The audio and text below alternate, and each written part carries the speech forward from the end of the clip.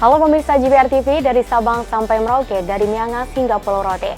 Bertemu lagi dengan saya Ladiantri Arfiani di program Kominfo Newsroom. Halo pemirsa JBR TV, dari Sabang sampai Merauke.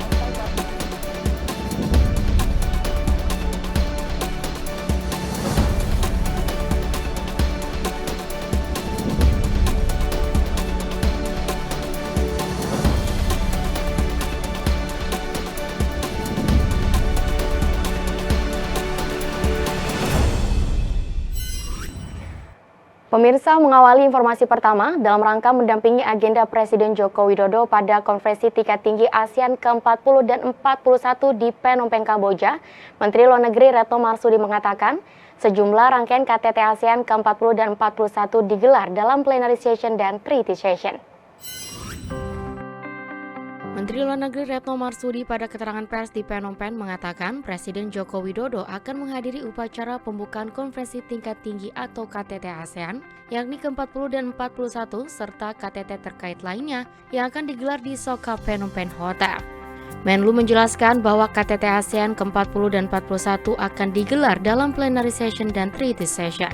Dalam plenary session akan membahas mengenai penguatan kapasitas institusi dan efektivitas ASEAN. Sementara untuk treaty session terdapat dua isu besar yang akan dibahas, yakni hubungan ASEAN dengan pihak luar termasuk tantangan eksternal yang akan dihadapi oleh ASEAN dan masalah Myanmar. Lebih lanjut, Presiden Jokowi akan mengikuti sejumlah KTT dengan mitra wicara ASEAN. Pertemuan-pertemuan tersebut ialah KTT ASEAN Republik Rakyat Tiongkok ke-25, KTT ASEAN Republik Korea ke-23, dan KTT ASEAN PBB.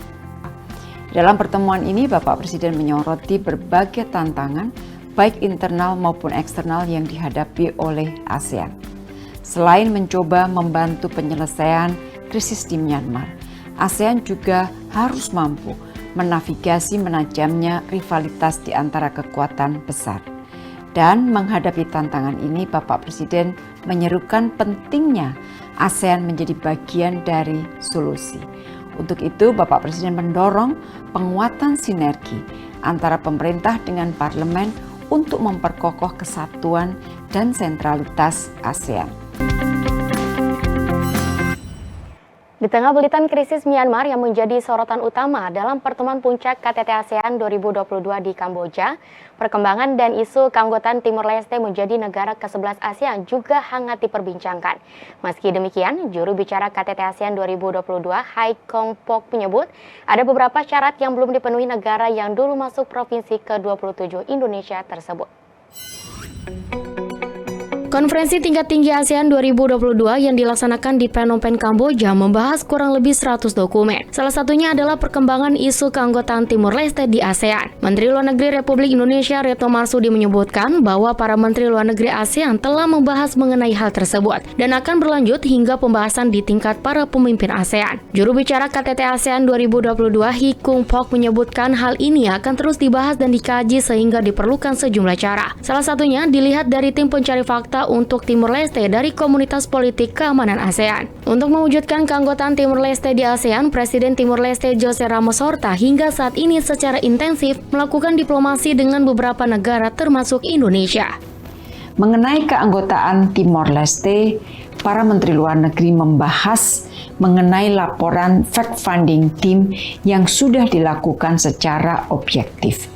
Komitmen negara anggota untuk mendukung persiapan Timor Leste menjadi anggota ASEAN sangatlah besar. Pembahasan mengenai masalah ini masih akan berlanjut sampai pada KTT ASEAN. Jadi isu mengenai keanggotaan Timor Leste di ASEAN akan dibahas lebih lanjut oleh para pemimpin ASEAN. Menteri Pariwisata dan Ekonomi Kreatif Sandiaga Salahuddin Uno memastikan adanya penyelenggaraan event termasuk konser musik sampai dengan Desember 2022, yakni tetap berlangsung dan tetap memperhatikan protokol kesehatan.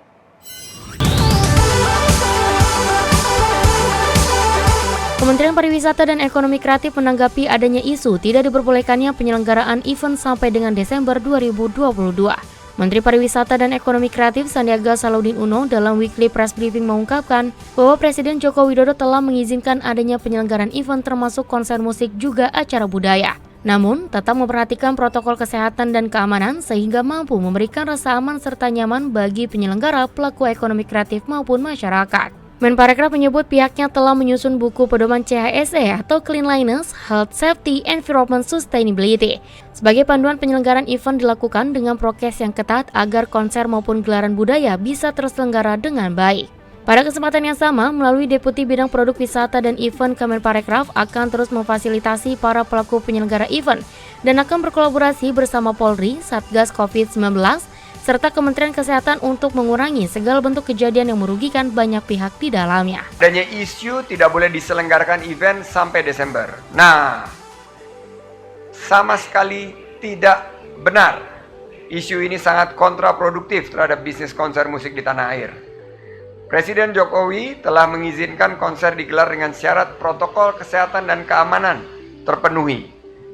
Kita sudah menyusun buku pedoman CHSE sebagai panduan penyelenggaraan event. Jadi tetap dapat dilakukan namun dengan protokol yang ketat. Indonesia akan mengangkat 3 isu ekonomi digital dalam Digital Economy Working Group. Acara ini merupakan bagian dalam rangkaian acara G20 2022 yang dihelat di Bali. Juru bicara Kominfo, Dedi Permadi mengatakan, ada 3 hal yang dibahas dalam DEWG, yakni konektivitas dan pemulihan pasca pandemi COVID-19, keterampilan dan literasi digital, dan arus data lintas batas negara, arus data bebas dengan kepercayaan. Staf khusus Menteri Komunikasi dan Informatika, Dedi Permadi menyebutkan bahwa pemerintah menjadikan forum G20 sebagai sarana untuk meningkatkan ekonomi digital dan mempercepat transformasi digital nasional maupun global. Salah satu cara yang dilakukan untuk mewujudkan hal tersebut dapat dilihat dari kelompok kerja ekonomi digital atau Digital Economy Working Group. Lebih lanjut, Dedi Permadi menyampaikan ada 3 hal yang dibahas dalam DEWG, yakni konektivitas dan pemulihan pasca pandemi COVID-19, keterampilan dan literasi digital, dan arus data lintas batas negara dan arus data bebas dengan kepercayaan. Dalam isu konektifikasi, Indonesia terus mendorong agar komunikasi melalui internet atau konektivitas digital dapat berkontribusi terhadap pemulihan pasca pandemi COVID-19. Selain itu, Indonesia mengusulkan agar kecakapan dan literasi digital dapat menjadi solusi untuk mempercepat transformasi digital terkait isu digital skill dan digital literasi. Lebih lanjut, dalam isu cross-border data flow with trust membahas tentang tata kelola data. Mengenai tata kelola data, menurut Dedi Permadi, Indonesia memperkenalkan 3 prinsip, yakni transparansi, keabsahan, dan keadilan. Dedi juga mengajak seluruh pihak yang ikut serta dalam menyukseskan KTT G20 untuk menyaksikan pameran transformasi digital yang diadakan di BNDCC Bali pada tanggal 13 hingga 17 November 2022. Melalui pameran ini akan menjadi wadah untuk memperkenalkan keragaman transformasi digital yang inklusif dan berkelanjutan. Pada kesempatan ini, saya juga mengajak rekan-rekan media maupun masyarakat Indonesia yang kebetulan sedang berada di Bali untuk mengunjungi Digital Transformation Expo sebagai salah satu deliverables dari DEWG. Isinya adalah bagaimana gambaran terkait dengan perkembangan transformasi digital baik di Indonesia maupun di negara-negara G20. Ini akan berlangsung mulai dari tanggal 13 November sampai dengan tanggal 17 November di BNDCC Bali.